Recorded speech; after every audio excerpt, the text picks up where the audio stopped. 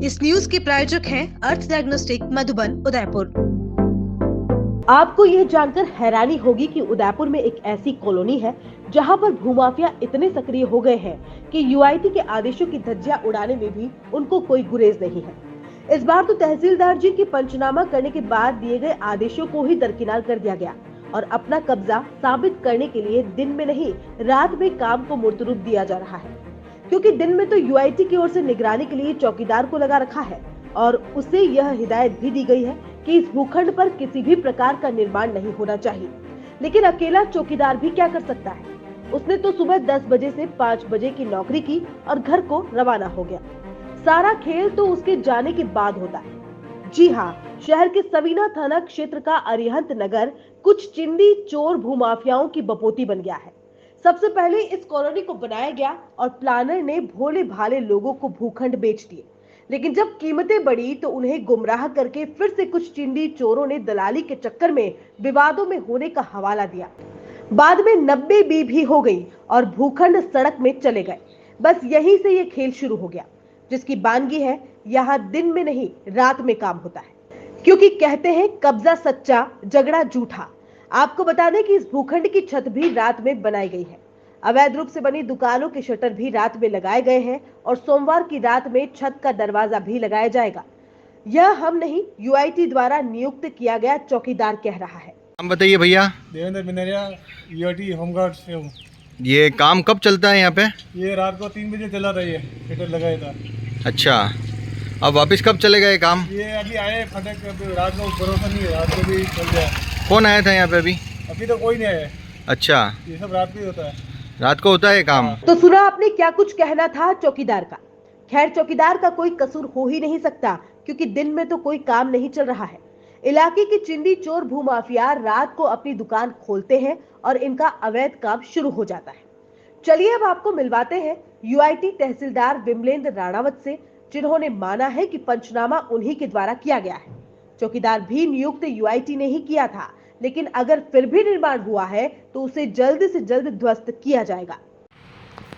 जी नमस्कार सर, ये जो अरिहंत नगर के भूखंडों का कुछ मामला यहाँ पर आया है सामने, जो कि 90B के तहत कोई केस रजिस्टर्ड है, उसके बावजूद भी किसी और पक्ष ने किसी और पक्ष की ज़मीन पे कोई निर्माण कार्य करा दिया, जबकि यूआईटी की तरफ से वहाँ कुछ सिक्योरिटी गार्ड हमेशा मौजूद रहते हैं, फिर भी ये निर्माण हो गया।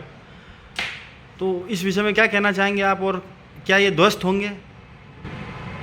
हाँ, यह बात सही है कि अरिहंत नगर में एक भूखंड में निर्माण को लेकर 2 पक्षों के मध्य विवाद था और एक पक्ष ने यूआईटी में अपनी दरख्वास्त दी कि भाई ये निर्माण कार्य अवैध हो रहा है। उस संदर्भ में यूआईटी ने अपने मौका पर्चा पंचनामा बनाकर पक्षकार को नोटिस दिया और उसको काम रोकने और वहाँ निर्माण कार्य नहीं करने के लिए वहाँ अपने गार्ड भी लगाए। और इसके बावजूद कोई निर्माण कार्य अगर हो रहा है, मेरी जानकारी में नहीं है कि निर्माण कार्य हो रहा है, क्योंकि गार्ड लगाने के बाद कोई निर्माण कार्य नहीं होता है और वहाँ पाबंदी गार्ड की जिम्मेदारी भी होती है। उसके बावजूद अगर मीडिया की तरफ से अगर मुझे ये सूचना मिली है कि भाई गार्ड लगाने के बावजूद निर्माण हो रहा है, तो निश्चित रूप से उसको हम दिखवाएंगे। ये संगीन अपराध भी है, तो इस संदर्भ में अगर निर्माण कार्य हो रहा है तो इसको यूआईटी के द्वारा हम ध्वस्त कराएंगे। यूआईटी अधिकारी राणावत जी अगर एक्शन मोड में आ जाए तो वाकई में यह अवैध इमारत निस्तनाबूद हो सकती है, क्योंकि आरोपियों ने यूआईटी के आदेशों तक को नहीं माना। खैर, अब आपको मिलवाते हैं मोहम्मद शफीक से, जिनके खाते में यह भूखंड खसरा संख्या 1089 से 1086 आज भी बोल रहा है और उन्होंने मोहम्मद इकराम को कुछ टुकड़ा बेचा था। मोहम्मद शफीक ने ही नगर विकास प्रन्यास में इसकी शिकायत की थी और उसके बाद ही विवाद के चलते यूआईटी ने यहां पर पंचनामा करते हुए निर्माण तुरंत रुकवाकर स्टे दे दिया था। साथ ही धारा 91A के विरुद्ध मानते हुए अवैध निर्माणकर्ता आशीष जारोली को गलत भी पाया था। साथ ही जारोली को आगे निर्माण नहीं करने के लिए पाबंद भी किया गया था।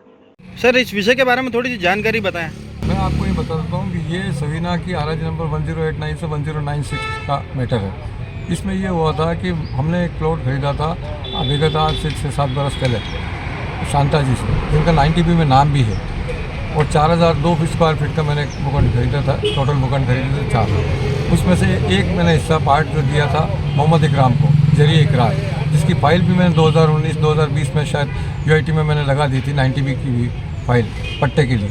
लेकिन चूँकि उक्त प्लान में जो है 100 फीट रोड निकालने से प्लॉट अस्त व्यस्त हो गए और एकमात्र पट्टा जारी हुआ था इसमें भूखंड संख्या 36, 37, 38, 39, 40 और 41 नंबर का मधुसूदन पालीवाल को। जबकि जिस आदमी ने हमारे प्लॉट पर कब्जा किया उसका प्लॉट ऑलरेडी 30 फीट की रोड में चला गया, 35 नंबर जो बता रहे हैं। जबकि पर्टिकुलर जो सरोजनी नाम से, सरोजनी का ना तो 90B में नाम है, ना बंटवारे में नाम है, किसी भी तरह का कोई नाम नहीं, और टोटली फर्जी काम ये हुआ है, सारा का सारा काम फर्जी।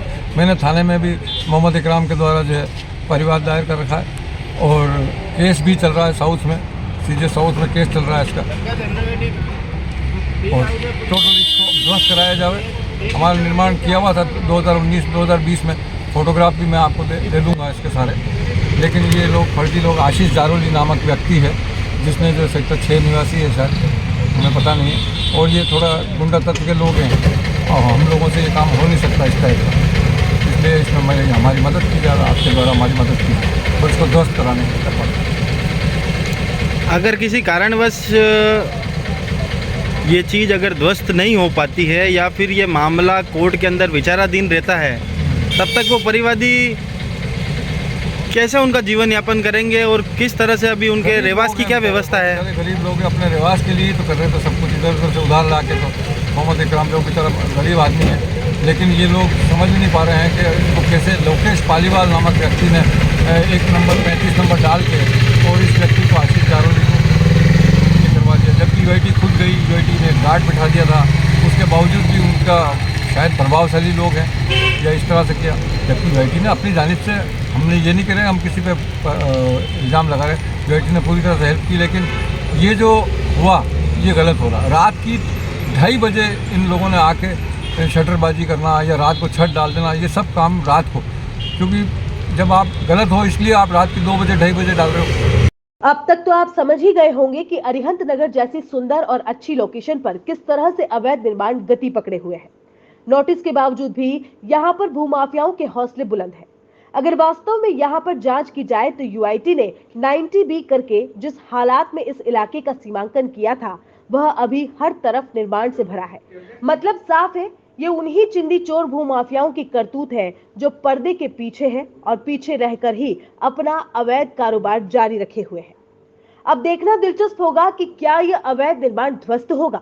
अगर होता है तो यूआईटी के अधिकारियों का इकबाल बुलंद होगा, नहीं तो ये मान लिया जाएगा कि चिंदी चोर भूमाफिया अपनी सेटिंग में कामयाब हो गए और सेटलमेंट कैसे किया जाता है ये उदयपुर न्यूज के दर्शक भली भांति जानते होंगे। Ready, Lieutenant? Wow, love the earrings. Mom? पहली बार दिवाली के लिए अपने घर पर नहीं हूँ। मॉम थोड़ी अपसेट है, पर तेरी मॉम ने क्या बोला? माँ ने कहा कि अपनी नई एयरफोर्स फैमिली के साथ पहली दिवाली अच्छे से मनाना। चले